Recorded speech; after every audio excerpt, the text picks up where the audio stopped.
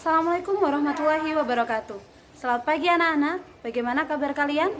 Pada pertemuan hari ini kita akan membahas materi biologi kelas 12 yang berjudul tentang pertumbuhan dan perkembangan makhluk hidup. Oke, jadi pada bab 1 ini kita akan membahas tentang pertumbuhan dan perkembangan pada makhluk hidup. Terutama yang akan kita bahas adalah tentang pertumbuhan dan perkembangan pada tumbuhan. Ya, pertumbuhan dan perkembangan pada tumbuhan di sini meliputi pengertian pertumbuhan dan perkembangan, kemudian serta faktor-faktor yang mempengaruhi pertumbuhan dan perkembangan pada tumbuhan itu sendiri. Nah, pertumbuhan pada perkembangan pada tumbuhan dipengaruhi oleh dua faktor utama, yaitu faktor internal dan juga faktor eksternal. Faktor internal itu adalah faktor yang berasal dari dalam tumbuhan yang meliputi hereditas atau gen dan hormon. Sedangkan faktor eksternal adalah faktor yang berasal dari luar tumbuhan, seperti nutrisi, cahaya, suhu, kelembapan, gravitasi, dan lain-lain. Sedangkan pertumbuhan dan perkembangan itu sendiri dibagi menjadi dua macam, yaitu ada yang namanya pertumbuhan primer dan ada yang disebut dengan pertumbuhan sekunder. Nah, kita harus bisa membedakan terlebih dahulu apa sih pengertian dan perbedaan dari pertumbuhan dan perkembangan. Kalau pertumbuhan itu dari definisinya adalah proses bertambahnya ukuran, baik volumenya, masanya, ataupun tinggi dari suatu makhluk hidup, di mana pertumbuhan itu bersifat irreversible. Apa sih irreversible itu? Irreversible itu artinya adalah sifat yang tidak bisa kembali seperti semula. Nah, jadi apabila seorang sudah mengalami proses pertumbuhan, maka tidak bisa kembali menjadi kecil. Berbeda dengan perkembangan. Kalau perkembangan adalah proses perubahan yang menyertai pertumbuhan menuju tingkat pematangan atau kedewasaan pada makhluk hidup. Apabila tadi pertumbuhan itu bersifat irreversible, pada perkembangan dia sifatnya reversible, atau artinya bisa kembali ke seperti semula. Contoh peristiwa perkembangan pada makhluk hidup atau pada tumbuhan di sini adalah munculnya bunga. Sedangkan contoh dari peristiwa pertumbuhan jelas adalah pertambahan tinggi dari suatu tanaman. Oke.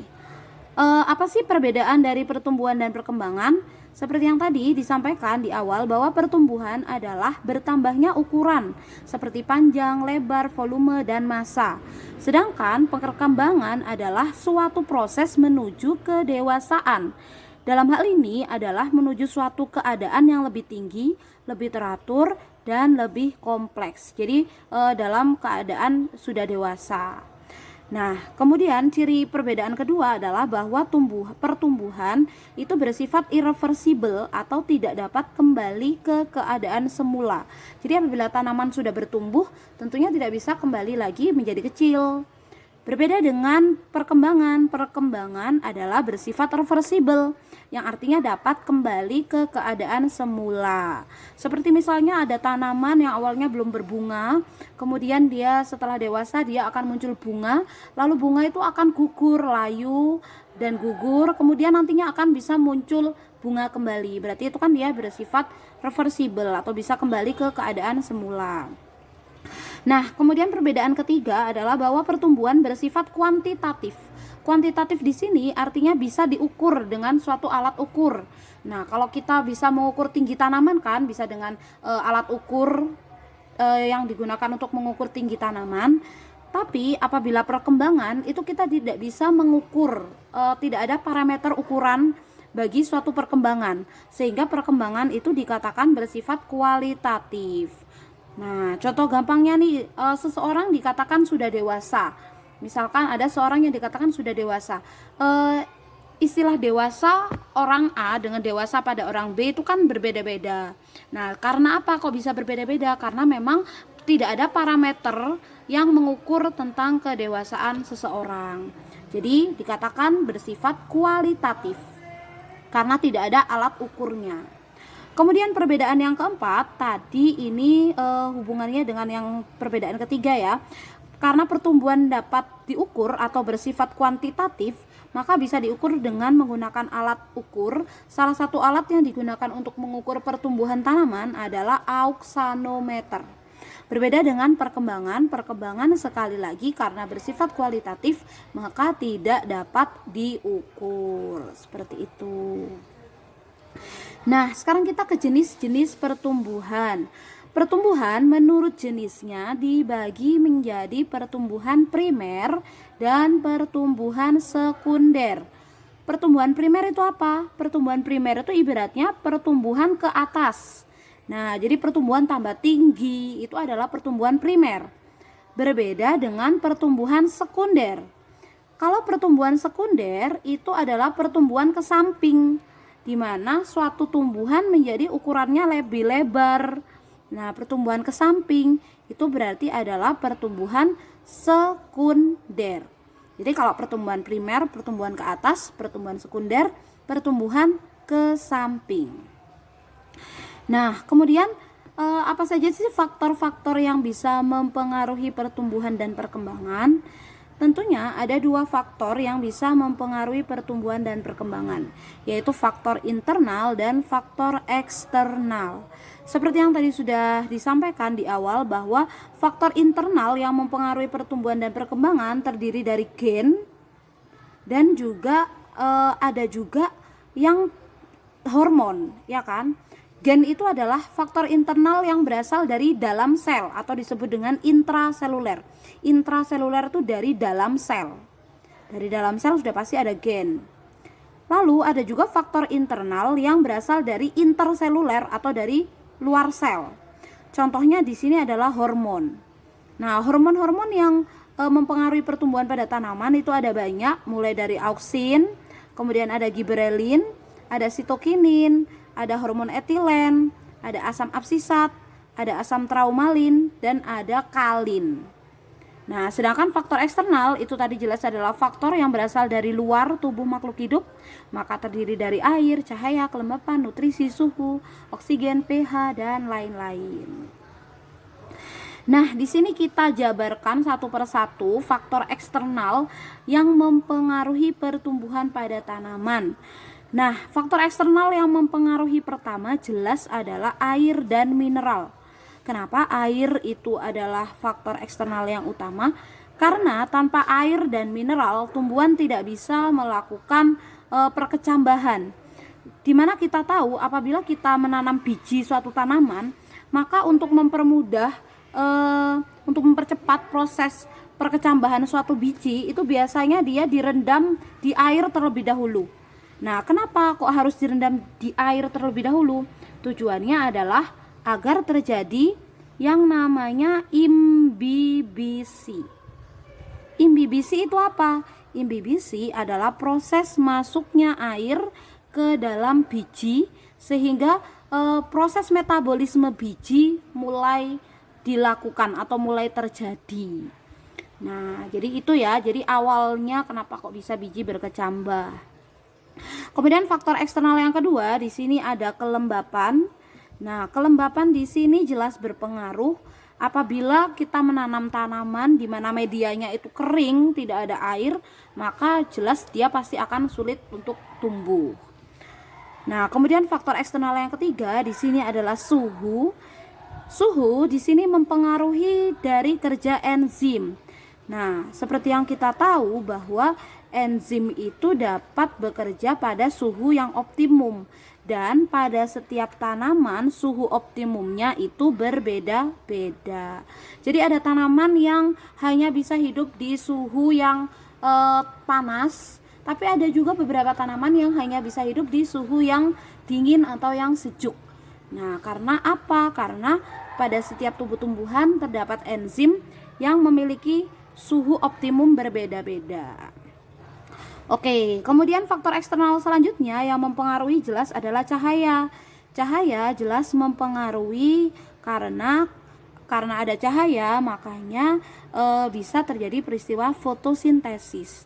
Tapi secara umum cahaya itu sebenarnya adalah faktor penghambat pertumbuhan. Loh, kok bisa cahaya kok malah faktor penghambat? Oke, di sini kita harus bisa membedakan. Cahaya itu memang adalah faktor utama untuk fotosintesis. Tapi cahaya itu dia sebenarnya adalah faktor penghambat pada proses pertumbuhan. Jadi beda konteks ya. Jadi kalau pada proses fotosintesis cahaya itu adalah utama yang dibutuhkan. Tapi kalau pada proses pertumbuhan cahaya ini justru adalah menghambat proses pertumbuhan tanaman. Kalau tidak percaya, mungkin kalian dulu waktu SMP atau SD pernah melakukan percobaan menanam biji kacang hijau yang ada di tempat gelap dan ada di tempat terang. Nah, kalau kalian masih ingat, tanaman kacang hijau yang berada di tempat gelap itu justru lebih tinggi daripada tanaman kacang hijau yang ditanam di tempat terang. Nah, itu adalah suatu bukti bahwa cahaya sebenarnya adalah faktor penghambat pada pertumbuhan dan perkembangan. Nah, istilahnya adalah disebut dengan etiolasi. Jadi etiolasi adalah pertumbuhan yang sangat cepat di tempat yang gelap. Kenapa kok di tempat gelap lebih cepat? Karena di tempat gelap tidak ada cahaya sehingga tidak terdapat faktor penghambat pada pertumbuhan. Seperti itu. Selain cahaya itu menghambat pertumbuhan, di sini ada istilah yang namanya fotoperiodisme. Jadi fotoperiodisme itu apa? Adalah respon tumbuhan terhadap intensitas cahaya dan panjang penyinaran. Nah, karena ada fotoperiodisme ini, ada penggolongan tanaman yang berhari pendek, tanaman berhari panjang dan lain-lain. Jadi ada tanaman yang memang bisa menerima intensitas cahaya yang banyak, tapi ada juga beberapa tanaman yang tidak bisa menerima cahaya dengan intensitas yang banyak. Jadi harus diletakkan di dalam ruangan dan lain-lain. Itu adalah dinamakan dengan fotoperiodisme. Oke, kalau gitu kita lanjutkan ke faktor internal. Nah, seperti yang tadi sudah dijelaskan, faktor internal itu kan ada dua ya. Ada dari gen dan juga dari hormon. Nah, kalau dari gen itu ya jelas dari gen suatu tanaman itu. Kalau gennya itu tanamannya tinggi, maka biasanya anakannya pasti tinggi. Kalau gennya itu buahnya manis, maka tanamannya jelas akan berbuah manis. Tapi yang akan kita jabarkan sekarang ini adalah faktor hormon. Nah, hormon pada tumbuhan itu ada beberapa macam. Yang pertama adalah hormon auksin. Nah, hormon auksin ini memiliki fungsi yang pertama adalah merangsang perpanjangan sel batang dan merangsang pertumbuhan sel akar. Jadi, auksin ini adalah hormon yang menyebabkan tanaman itu tumbuh ke atas. Nah, jadi karena ada hormon auksin, tanaman itu bisa tumbuh ke atas, bisa mempercepat aktivitas pembelahan sel di titik tumbuh tanaman, dan juga bisa menyebabkan dominansi apikal. Dominansi apikal ini adalah dominansi yang dilakukan oleh meristem apikal. Masih ingat kan kelas 11 ada meristem apikal, yaitu meristem yang terletak di ujung akar dan ujung batang. Nah, berarti di ujung akar dan ujung batang itu di sana terdapat banyak hormon auksin sehingga ujung akar dan ujung batang bisa bertambah panjang seperti itu. Nah, hormon yang kedua adalah hormon giberelin. Senada dengan hormon auksin hampir sama, hormon giberelin juga sama-sama bekerja untuk mempengaruhi pemanjangan dan pembelahan sel.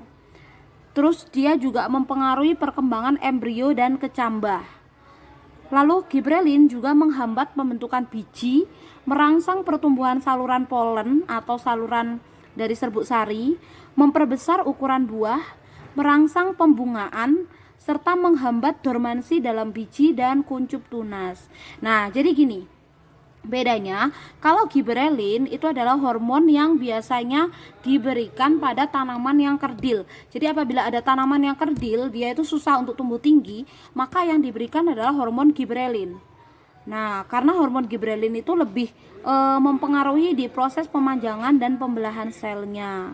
Selain itu, giberelin di sini juga bisa memperbesar ukuran dari suatu buah dan juga merangsang pembungaan.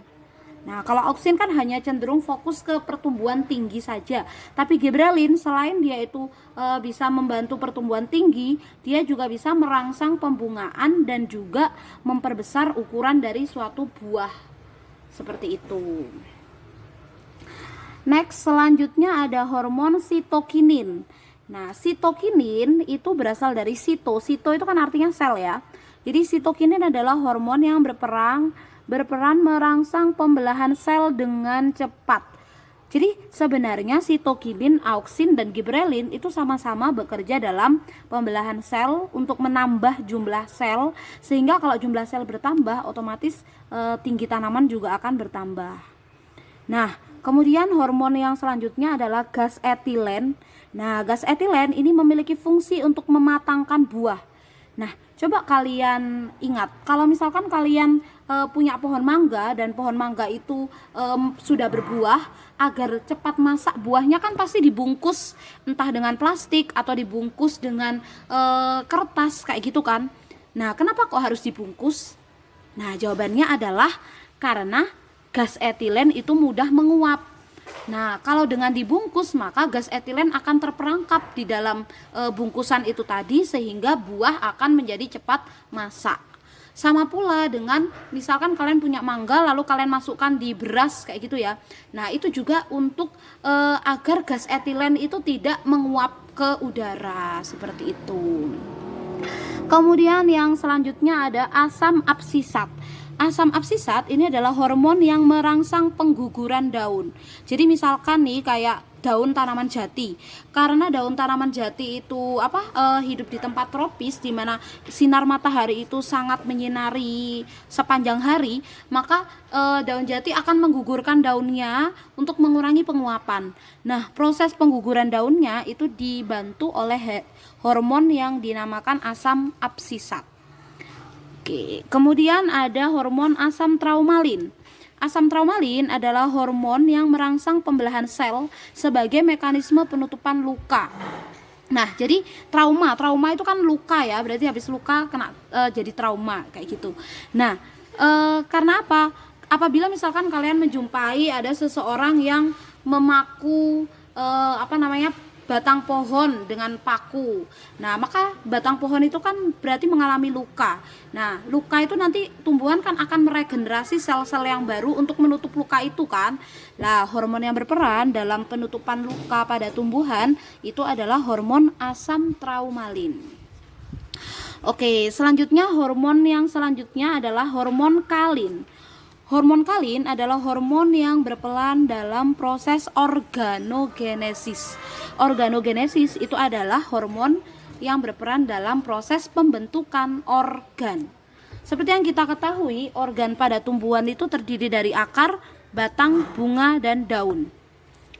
Kalau hormonnya bernama rizokalin, berarti adalah hormon yang merangsang pembentukan akar.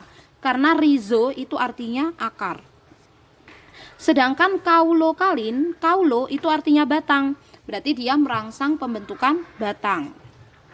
Sedangkan antokalin, anto itu artinya bunga, berarti dia merangsang pembentukan bunga. Kalau filokalin, filo itu artinya adalah daun, berarti dia merangsang pembentukan dari daun, seperti itu. Oke.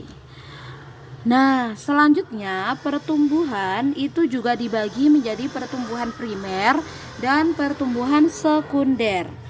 Pertumbuhan primer adalah pertumbuhan yang memanjang, seperti yang tadi sudah dijelaskan di awal ya. Pertumbuhan primer itu adalah pertumbuhan yang memanjang ke atas, baik di ujung akar ataupun di ujung batang. Nah, pertumbuhan primer itu dapat dibedakan menjadi 3 daerah. Ada yang namanya daerah pembelahan sel, yaitu ada di bagian ujung-ujung akar. Nah, daerah ini bersifat aktif membelah atau bersifat meristematik. Nah, ini kenapa kok ada namanya jaringan meristem? Jaringan meristem adalah jaringan yang bersifat meristematik. Nah, jaringan meristem inilah disebut pula dengan daerah pembelahan sel. Oke, kemudian daerah yang kedua adalah daerah pemanjangan sel. Pada daerah pemanjangan sel di sini adalah daerah yang sel-selnya memiliki kemampuan untuk membesar dan memanjang. Jadi setelah dia itu sel-selnya dibentuk di daerah pembelahan, kemudian sel-sel itu kan akan membesar dan memanjang. Nah, daerah tempat pemanjangan sel ini disebut juga dengan daerah perpanjangan sel. Kemudian daerah yang ketiga dinamakan daerah diferensiasi sel. Daerah ini adalah daerah yang sel-selnya berdiferensiasi. Diferensiasi itu artinya berubah bentuk dan fungsi. Nah, jadi pada daerah diferensiasi, sel-selnya mengalami perubahan bentuk dan fungsi. Dia sudah memiliki fungsi dan struktur khusus. Nah, berarti itu adalah daerah diferensiasi. Oke. Nah, ini adalah daerah ujung akar ya. Ini gambar ujung akar pada suatu tanaman. Nah, daerah pembelahan itu jelas adalah daerah ini. Ini adalah daerah pembelahan sel. Di sini ada meristem apikal. Kemudian atasnya ini adalah daerah yang dinamakan daerah pemanjangan sel atau elongation. Nah, bisa dilihat pada daerah pembelahan sel-selnya kecil-kecil dan rapat. Pada daerah elongation atau pemanjangan sel-selnya sudah mulai besar. Kemudian pada daerah selanjutnya di situ ada daerah yang namanya diferensiasi. Nah, daerah diferensiasi di sini terlihat ada rambut-rambut akar. Nah, ini adalah rambut-rambut akar. Nah, berarti sudah memiliki struktur dan fungsi khusus. Nah, itu berarti adalah daerah diferensiasi. Oke, selanjutnya kita ke pertumbuhan sekunder. Kalau tadi pertumbuhan primer adalah pertumbuhan memanjang, berbeda dengan pertumbuhan sekunder. Pertumbuhan sekunder adalah pertumbuhan yang dapat menambah diameter batang atau pertumbuhan membesar. Nah, pertumbuhan sekunder ini dilakukan oleh meristem sekunder atau kambium dan kambium gabus. Pertumbuhan ini hanya dijumpai pada tanaman dikotil saja. Tapi kalau pertumbuhan primer, baik tanaman dikotil ataupun tanaman monokotil mengalaminya. Oke, ini adalah gambar penampang batang ya. Jadi ini gambar penampang batang. Kalau yang sebelah sini adalah penampang batang dikotil, sedangkan sini adalah penampang batang monokotil. Bisa kita lihat ya. Nah, ini adalah kambium. Nah, pada tanaman dikotil itu ada kambium.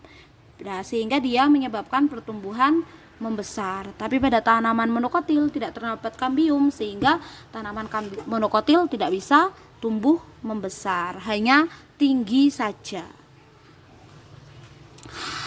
Oke, selanjutnya kita ke jenis-jenis perkecambahan. Kalau tadi sudah membahas tentang pertumbuhan, sekarang kita bahas tentang perkecambahan. Nah, pertumbuhan dan perkembangan tumbuhan semua diawali dengan proses yang namanya perkecambahan biji. Jadi perkecambahan biji itu ya ini, jadi biji mulai berkecambah, mulai tumbuh, itu adalah proses perkecambahan biji. Nah, menurut macamnya, perkecambahan itu ada dua, ada perkecambahan epigel dan ada perkecambahan hipogeal. Oke. Nah, apa sih beda perkecambahan epigel dan hipogeal? Kalau perkecambahan hipogeal itu terjadi apabila kotiledon pada tumbuhan tetap berada di dalam tanah.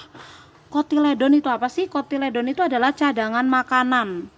Nah, monokotil, kotilnya 1. Dikotil, kotiledonnya 2. Kotiledon disebut juga dengan keping biji. Nah, keping biji itu adalah kotiledon. Kita tahu kacang tanah, kacang hijau, keping bijinya kan 2. Tapi jagung, beras, keping bijinya 1, sehingga mereka adalah monokotil. Nah, sedangkan Oke, kalau epigeal itu perkecambahan yang terjadi apabila kotiledon ikut terangkat naik sehingga terlihat jelas di atas permukaan tanah. Contohnya adalah tanaman kacang hijau. Jadi kesimpulannya, perkecambahan hipogeal itu terjadi pada tanaman monokotil, sedangkan perkecambahan epigeal terjadi pada tanaman dikotil. Oke, kalau masih bingung bagaimana sih kotiledon terangkat atau tetap berada dalam tanah, kita kembali ke video sebelumnya ya. Nah, bisa kita lihat pada video yang perkecambahan ini. Jadi ini adalah kotiledon. Yang ada dua di sini itu adalah kotiledon. Nah, di sini kotiledonnya ikut naik. Tapi coba lihat di hipogeal, yang naik hanya daunnya saja, ya kan? Nah, pada perkecambahan hipogeal yang naik ke atas hanya daunnya saja. Tapi kalau pada perkecambahan epigeal selain daun ada keping bijinya juga yang naik ke atas. Nah, berarti itu adalah perkecambahan epigeal pada tanaman dikotil, sedangkan hipogeal pada tanaman monokotil. Oke, nah ini gambar sketsanya ya. Jadi pada tanaman monokotil keping bijinya tetap ada di bawah tanah. Tapi kalau pada tanaman dikotil nanti keping bijinya akan naik ke atas. Nah, ini. Nah, keping biji pada tanaman dikotil yang semula di bawah nanti akan naik ke atas. Nah, tapi kalau pada tanaman monokotil keping bijinya tetap berada di dalam tanah. Oke. Nah, di dalam biji tentunya terdapat embrio dari suatu tumbuhan, ya kan? Nah, embrio tumbuhan terletak di dalam biji. Di sini adalah struktur dari biji. Biji itu kalau kita buka ya, ini adalah biji kacang hijau ya. Seperti yang tadi sudah Buria sampaikan, keping biji dari kacang hijau ini namanya kotiledon. Kacang hijau kan ada dua keping biji. Nah, berarti ada dua kotiledon. Kemudian apabila biji itu berkecambah, maka akan muncul calon daun. Nah, calon daun itu namanya plumula.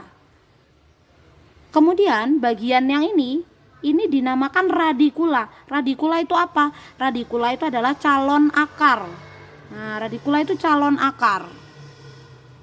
Nah, kemudian ada yang namanya epikotil dan hipokotil. Epikotil dan hipokotil. Kalau epikotil adalah sumbu embrio yang berada di atas kotiledon. Jadi sumbu embrio, sumbu pertumbuhan embrio yang berada di atas kotiledon itu berarti epikotil. Kalau sumbu embrio yang berada di bawah kotiledon berarti itu adalah hipokotil. Seperti itu. Bagaimana anak-anak? Sudah cukup jelas kan? Kalau begitu, sampai jumpa di video biologi selanjutnya. Wassalamualaikum warahmatullahi wabarakatuh.